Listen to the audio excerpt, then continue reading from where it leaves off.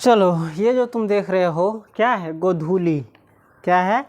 गोधूली। यही क्लास 10 यानी कक्षा 10 का क्या है? हिंदी का किताब है। सिर्फ मैट्रिक का हिंदी है, ही मैट्रिक के हिंदी का किताब है।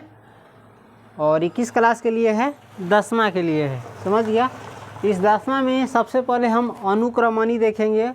अनुक्रमणी यानी इसको कहते हैं विषय सूची, यानी इसमें कितना चैप्टर पढ़ना है वो देखेंगे। समझ गया?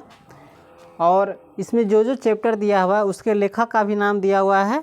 तो आप लोग क्या कीजिएगा, इस चैप्टर का नाम और इसके लेखक का भी नाम क्या कीजिएगा, याद कर लीजिएगा, क्योंकि परीक्षा में इसमें से क्वेश्चन आता है। 8 नंबर, 7 नंबर, 10 नंबर, मतलब इसमें रहता है क्वेश्चन। समझ गया? इसलिए पूरा इसको क्या कर लेना है, याद कर लेना है। जैसे सबसे पहला है श्रम विभाजन और जाति प्रथा। क्या है? श्रम विभाजन और जाति प्रथा। श्रम विभाजन का अर्थ होता है काम का बंटवारा। जैसे हर इंसान अलग अलग काम करता है ना, जातियों के आधार पर भी काम को बांट दिया गया है। काम के आधार पर जाति बना था, अब जाति के आधार पर काम को बांट दिया है। समझा? तो श्रम विभाजन और जाति प्रथा, अभी भारत में जाति प्रथा वर्तमान है, अभी चल रहा है ना जाति प्रथा।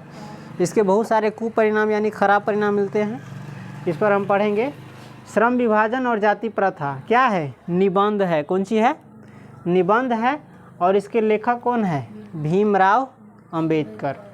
उसके बाद है विष के दांत। याद रख लेना, श्रम विभाजन और जाति प्रथा के लेखक कौन है? भीमराव अंबेडकर। उसी प्रकार से विष के दांत। कौन सी के दांत? विश्व के दांत। पूरा दुनिया के दांत कहो ना, तो कम है। तो विष माने होता है जहर, जिसकी दांतों से जहर निकलता हो, जिसकी दांत में जहर हो, उसी को कहते हैं विष के दांत। जैसे सपेरा देखा है ना, सांप को ला करके तुम्हारे सामने खेला दिखाता रहता है। सांप को ला करके तुम्हारे सामने खेला दिखाता रहता है ना, उसको हाथ से पकड़ता रहता है, छूता रहता है, नचाता रहता है, और तुमको गर्दन उधर से परख करके दिखाता है। कैसे? क्या उस सांप में जहर नहीं है? गहुमन हुमन एकदम छतर काटने वाला दिखाता होगा, है कि नहीं है? होता है। लेकिन क्या किया रहता है, उस सपेरा जो है उसके दांत को तोड़ दिया रहता है। क्यों? क्योंकि वो विषैला होता है, जहरीला होता है, खतरनाक होता है। जो खतरा होता है उसका दांत क्या करता है, दांत तोड़ देता है। तब उसके साथ वो खेला दिखाता है, डरता नहीं है। और हम लोग डरते रहते हैं, डरते हैं ना, क्योंकि हमको मालूम नहीं होता है बचपन में सांप तो बहुत खतरनाक होता है। खैर, इसमें दूसरे के बारे में बात करेंगे। इसमें एक लड़का कैसा था, बहुत बदमाश। उसी का दांत इस कहानी में क्या कर देता है, तोड़ देता है। वो गरीब के बेटा, समझ गया, नौकर का बेटा। उसी के बारे में पढ़ेंगे। विष के दांत क्या है? कहानी है। इसके लेखक कौन है? नलिन विलोचन शर्मा। विष के दांत के लेखक कौन है? नलिन विलोचन शर्मा। अभी तक हमने 2 चैप्टर देखा विषय सूची में, श्रम विभाजन और जाति प्रथा, जिसके लेखक कौन है? भीमराव अंबेडकर। उसके बाद है विष के दांत। विष के दांत के लेखक कौन है? नलिन विलोचन शर्मा। अगर इसके बगल में दिया रहता है कहानी, मतलब विष के दांत क्या है? कहानी है। उसके बाद है भारत से हम क्या सीखे। भारत से हम क्या सीखे? तो हम लोग खुदे भारतीय हैं, तो भारत से हम क्या सीखे? यहाँ पर जो भारत है ना, वो रूस का आदमी है, रूस के कोई लेखक है, महान विचारक है। वो कर रहे हैं अपने देशवासियों को, चाहे दुनिया को कह रहा है कि भारत से हमें सीखनी चाहिए। भारत के पास बहुत ज्ञान का भंडार है ना। इसी को क्या करता है, वो दुनिया के लिए कहता है भारत से हमें सीखनी चाहिए। जो आज दुनिया प्राप्त कर लिया, भारत कितना वर्ष पहले, हजारों वर्ष पहले क्या कर लिया, वो सब प्राप्त कर चुका। तो इसलिए दुनिया को क्या कहता है, भारत से सीखना जरूरी है। वही करा है। भारत से हम क्या सीखे, इसके लेखक कौन है? Max Muller. तुम अपने सामने किताब उल्टा करके रखना और देखना, क्योंकि बोर्ड पर लिखेंगे तो बहुत सारा समय व्यर्थ जाएगा। समझ गया? इसलिए किताब का सहारा लो, किताब के माध्यम से पढ़ो। भारत से हम क्या सीखे के लेखक कौन है? Max Muller. मैक्स मुलर देख रहा है, अपने यहाँ के आदमी के ऐसा नाम नहीं हो, तो बाहर के आदमी, दूसरे देश के आदमी हैं। और भारत से हम क्या सीखे, क्या है? भाषण है ना। हाँ, चलो। उसके बाद है नाखून क्यों बढ़ते हैं। नाखून क्यों बढ़ते हैं? कोई सवाल जो होता है उसका जवाब देना बहुत मुश्किल होता है, कठिन होता है ना। तो फिर भी इसका जवाब दिया जा सकता है, जो हम चैप्टर में बताएंगे। ठीक है। नाखून क्यों बढ़ते हैं, इसके लेखक कौन है? हजारी प्रसाद द्विवेदी। नाखून क्यों बढ़ते, इसके लेखक कौन है? हजारी प्रसाद द्विवेदी। इसके सामने है ललित निबंध, यानी ये मनोरंजनात्मक निबंध है, ठीक है, समझा, मतलब मज़ा आएगा। चलो, नाखून क्यों बढ़ते हैं के लेखक कौन है? हजारी प्रसाद द्विवेदी। और आप लोगों से विनती है, आप लोग ध्यान से देखिए, सुनिए। आप चाहिएगा तो इस वीडियो को हम 1 मिनट में भी पूरा कर देंगे, लेकिन वैसे नहीं कर रहे हैं, समझा के कर रहे हैं, बता रहे हैं, इसलिए समझ करके किसी चीज़ को पढ़ना चाहिए। चलो, नहीं तो 1 मिनट में सीधे कह देंगे। श्रम विभाजन और जाति प्रथा के लेखक भीमराव अम्बेडकर है, याद कर लेना। 20 के दांत के लेखक है नलिन विलोचन शर्मा, याद कर लेना, हो जाएगा कि ना। गलती सलती से रटते फटते तो रटुआ फ्राई किसी काम का नहीं होता है, इसलिए समझ कर पढ़ना चाहिए। उसके बाद है नागरी लिपि। कौन लिपि? नागरी लिपि। नागरी लिपि क्या है? निबंध है। नागरी लिपि के लेखक कौन है? गुणाकर मूले। उसके बाद है बहादुर। बहादुर कौन सी है? कहानी। बहादुर एक छोटे लड़के का नाम है और उसी के ऊपर ये कहानी है, ठीक है। बहादुर लड़के के बारे में ये कहानी है, समझा। बहादुर एगो होता है जो साहसी हो, वीर हो। यहाँ पर उसका बात नहीं करा है, एगो लड़का का नाम है। क्या है? नाम है, नेपाली लड़का का नाम है, समझ गया। हाँ, तो बहादुर के जाने दो, इसको कहते हैं। बहादुर के लेखक कौन है? अमरकांत। बहादुर के लेखक कौन है? और बहादुर क्या है? कहानी है। उसके बाद है परंपरा का मूल्यांकन। किसका मूल्यांकन? परंपरा का मूल्यांकन। परंपरा का मूल्यांकन क्या है? निबंध है। और इसके लेखक कौन है? रामविलास शर्मा। परंपरा जानी चाहिए ना, परंपरा जो पहले कोई मानता आ रहा था और अभी तुम मान रहे हो इसी को, लेकिन पहले किस दृष्टिकोण से वो बना था, उस समय के हिसाब से बना था, और उसको आंख मूंद कर अभी भी मान रहे हो, तो इसमें मूल्यांकन की ज़रूरी है। इसमें सोच विचार करने की ज़रूरत है। उस समय के हिसाब से वो परंपरा था, इस समय के हिसाब से उस परंपरा में चेंज आनी चाहिए या कुछ बदलाव आनी चाहिए, है कि नहीं। जैसे कुआं से पानी पीता था, अब कुआं से पानी नहीं पीता है, बदलाव आया है कि नहीं आया है। जैसे अभी देखो, शादी ब्याह में चूल्ही का माटी लाने जाता है, पहले चूल्ही का माटी लाने जाता था, क्योंकि चूल्ही पर खाना बनता था, है ना। चूल्ही की पूजा वूजा भी करता था और गोरो लगाता होगा, अभी देखता होगा शादी ब्याह। अब तो ससुरा चूल्ही के जगह पर कथी आ गई? गैस चूल्हा। गैस चूल्हा आने गई, तब तो हमरा बुझाई छै गैस चूल्हा के चदरा लावे जाए के चाहिए, क्योंकि खाना किस पर बन रहा है अब? गैस चूल्हा पर। लेकिन फिर भी माटी लाने जाता है, और इसका क्या अर्थ है, क्या नहीं है, क्या फ़ायदा है, क्या घाटा है, उस पर हम नहीं पढ़ेंगे, नहीं विचार करेंगे। और कहेगा तो हम पुरानी चीज़ों पर विचार करेंगे, जो कि अभी के समय के लिहाज से अच्छी नहीं है, बदल चुका है समय। और पहल का जो अच्छा है उसको मानो, और जो देखो ख़राब है उसको भी चेंज लाना चाहिए, है कि नहीं। अब माटी इसलिए भी लाने जाता होगा कि घर बसाना रहता है। अरे वहीं से ना घर बसे के शुरू हो, लड़का के चाहे लड़की, तो माटी से घर उर बनता था, माटी से घर बनता था ना, माटी का वैल्यू था उस समय, अभी भी वैल्यू है उतना ही, लेकिन घर के दृष्टिकोण से पहले माटी लाने जाता होगा शायद। अब तो माटी के घर बनाबे नहीं कर कोई, अब तो ईंटा लाने जाए चाहिए चिमनी में, समझ गया, है कि नहीं। माटी का घर बनता था पहले, इसलिए शायद माटी लाने जाता होगा, चाहे चूल्हे के लिए माटी लाने जाए। खैर, इस पर हम नहीं पढ़ेंगे, नहीं तो कहानी चेंज हो जाएगा, डिसबैलेंस हो जाएगा। दिन में तनका हंसी लागल रही। चल, उसके बाद है जीत जीत मैं निरखत हूँ। जीत जीत मैं निरखत हूँ, ये कथी है? साक्षात्कार है। क्या है? साक्षात्कार। साक्षात्कार को इंग्लिश में कहते हैं इंटरव्यू। क्या कहते हैं? सामने बैठ के जो पूछताछ की जाती है, सवाल जवाब किया जाता है, उसी को कहते हैं साक्षात्कार। इसके लेखक कौन है? पंडित बिरजू महाराज। कौन है? पंडित बिरजू महाराज। उसके बाद है अविन्यो। अविन्यो भी ललित रचना है। अविन्यो के लेखक कौन है? अशोक वाजपेयी। उसके बाद है मछली। कौन सी? जिसमें पानी आ गलो ना आलो, मछली से जिसमें पानी ना खाए के मन ना करी। मछली क्या है? कहानी है। और मछली के लेखक कौन है? विनोद कुमार शुक्ल। शुल्क माने फीस हो रे, शुक्ल है। क्या है? विनोद कुमार शुक्ल। मछली जब आता था तो धिया पुता में तुमको मन क्या करता था?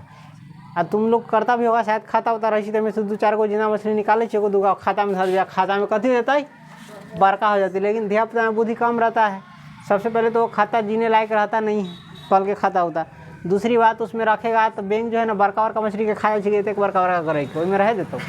हाँ तो तू ओहिमे रख दै छै खराब पानी में, आ तू सोची थी कथी हो जाता है बड़का। हम लोग सब करके देखे हैं, रखे हैं, हम लोग भी रखे हैं आ रखी छी तो रख देबू ओहिमे, एक तो करिया पानी रही छै ओहिमे के, आ बिहान खुनी ओकरा खोए जब कहूँ चलती उलती तो ऊपरी देखती ना तो ओकरा तो बैंक खा गल तो मिलतू तोरा कहाँ से, आ तू खोजबे अब पानियों में से हुरका फुरका करते शायद निकल जाए, लेकिन निकलता है नहीं। अगर ऐसा नहीं हुआ रहता है तो मछली मर गया रहता है, उसमें मर गया रहता है ना। चलो तो यही है इसमें मछली पर कहानी है। मछली के लेखक कौन है? शुल्क तो रखा है, शुक्ल है, ठीक है। उसके बाद है नौबत खाने में इबादत, ठीक है। नौबत खाने में इबादत ये क्या है? व्यक्ति चित्र है, समझ गया। इसके लेखक कौन है? यतीन्द्र मिश्र। उसके बाद है शिक्षा और संस्कृति, क्या है? शिक्षा और संस्कृति, ये क्या है? शिक्षा शास्त्र है। इसके लेखक कौन है? महात्मा गांधी। इस प्रकार से ये कौन था? गद्य खंड था। क्या था? गद्य खंड में क्या रहता है? कविता रहता, ना कविता न रही चाहिए। गद्य खंड में कहानी रहता है, न तो लेख रहता है, न तो निबंध रहता है, समझ गया, न तो एकांकी रहता है, न तक नाटक रहता है, सब कुछ रहेगा लेकिन कविता नहीं रहेगा। किस में? गद्य खंड में। उसके बाद कौन सी है? काव्य खंड। देख सकता है काव्य खंड में क्या रहता है? खाली कविता रहता है, समझ गया। तो इस पूरा में क्या था? पढ़ने वाला था, है ना, कहानी वहानी वाला। आई है कविता। कविता को गाया भी जा सकता है, समझ गए। चलो काव्य खंड में सबसे पहले है राम बिनु बिरथे जगी जन्मा, जो नर दुख में दुख नहीं माने, समझ गए। इसके लेखक कौन है? गुरु नानक, समझ गया। उसके बाद है प्रेम अयनी श्री राधिका, करील के कुंजन ऊपर वारो, ठीक है। प्रेम अयनी श्री राधिका, करील के कुंजन ऊपर वारो। इसके लेखक कौन है? रसखान है। देखो इसमें कुछ वर्ड आ रहा है जिसको समझना मुश्किल है, उसका हम बताएंगे शब्दार्थ जब पढ़ाएंगे ना हर चैप्टर का, तो शब्दार्थ में हम बता देंगे, ठीक है। जैसे अयनी मानी होता है खजाना, प्रेम माने प्रेम, प्रेम का खजाना कौन है? श्री राधिका जी है, समझ गए। इसी पर ही उसके बाद है अति सुधो स्नेह को मार्ग है, मोह अंशुवानी ही लय वर्षो, ठीक है। अति सुधो स्नेह को मार्ग है, मोह अंशुवानी ही लय वर्षो। इसके लेखक कौन है? घनानंद है। इसके लेखक कौन है? घनानंद। उसके बाद है स्वदेशी। कौन सी? स्वदेशी के लेखक कौन है? प्रेम घन। स्वदेशी के लेखक कौन है? प्रेम घन। उसके बाद है भारत माता। उसके बाद क्या है? भारत माता। भारत माता के लेखक कौन है? सुमित्रा नंदन पंत। भारत माता के लेखक कौन है? सुमित्रा नंदन पंत। उसके बाद है जनतंत्र का जन्म। किसका जन्म? जनतंत्र का जन्म। इसके लेखक कौन है?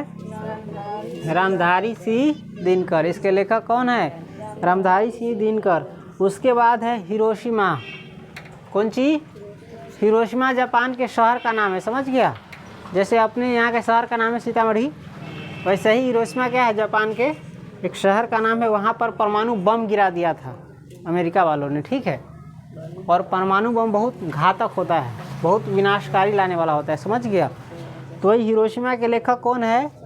सच्चिदानंद, हीरानंद, वात्स्यायन, अजेय, ठीक। स के मतलब है सच्चिदानंद, इसमें स लिख करके अथी दे दिया गया है उनका।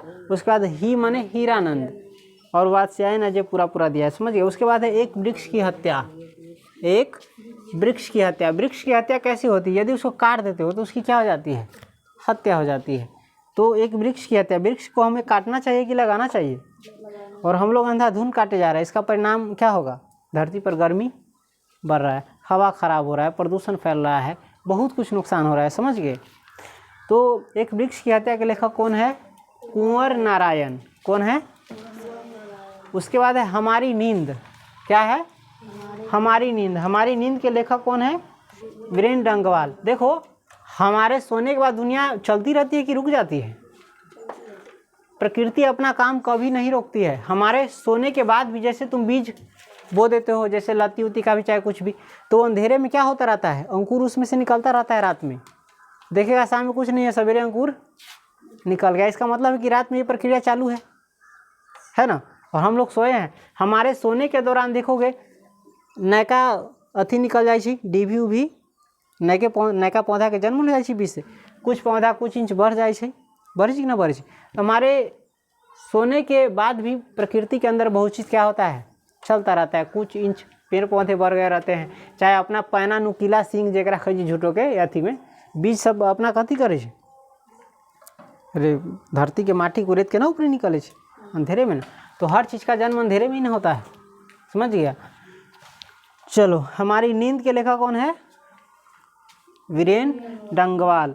उसके बाद है अक्षर ज्ञान, क्या ज्ञान, अक्षर ज्ञान, इसके लेखिका कौन है, अनामिका। अक्षर ज्ञान का मतलब जब हम लोग बच्चे थे तो हम अक्षर सीखते थे कि नहीं, शुरू में क लिखते थे, इतना दूर में निकल जाता था, दूसरा लाइन में भाग जाता था, कहते थे इतना दूर में लिखने के लिए, लिख देता था झाड़ती थे का दूर में, कुछ ना कुछ गलती हो जाता था अक्षर ज्ञान में, यानी अक्षर सीखने के क्रम में। तो इसी पर ये कविता है। उसके बाद है लौट कर आऊँगा फिर, लौट कर आऊँगा फिर, इसके लेखक कौन है, जीवन आनंद दास। ये भी बहुत अच्छी कविता है, इसमें मातृभूमि के प्रेम को दिखाया गया है, मातृभूमि के प्रति जो प्रेम होता है वो दिखाया गया है। उसके बाद है मेरे बिना तुम प्रभु, कौन चीज, मेरे बिना तुम प्रभु, प्रभु यानी किसको कह रहा है, ईश्वर को। ईश्वर अपनी सबके बिना कथी, अगर अपनी सब इंसान न रही तो ईश्वर कथी, ईश्वर के बहुत वैल्यू गिर जाती है, अपनी सब न रही तब अपनी सब चीज तभी नहीं पूजा करी सी कि पूजा करी सी, बहुत आदर मान सम्मान सत्कार देते हैं कि नहीं देते भगवान को। तो वही करा है मेरे बिना प्रभु, यानी मेरे बिना तुम प्रभु, समझ गए। इसके लेखक कौन है, रेनर मारिया रिल्के, समझ गया, रेनर मारिया रिल्के। तो समझ गया इसमें जो पढ़ना था, हाँ समझ गया ना। इस चैप्टर के और इसके लेखक को नाम क्या कर लेंगे, याद कर लेंगे। जैसे परीक्षा में पूछेगा मछली के लेखक कौन है, विनोद कुमार शुक्ल, समझ गया। चाहे पूछ देगा विनोद कुमार शुक्ल इनमें से किसके लेखक है, मछली दिया रहेगा, श्रम विभाजन और जाति प्रथा दिया रहेगा, चाहे नागरी लिपि दिया रहेगा, चाहे बहादुर दिया रहेगा, तो क्या भरेंगे, मछली, समझ गया। तो ये हम डिटेल्स में थोड़ा पढ़े हैं, इसको संक्षेप में भी थोड़ा देख लेते हैं। देखो तो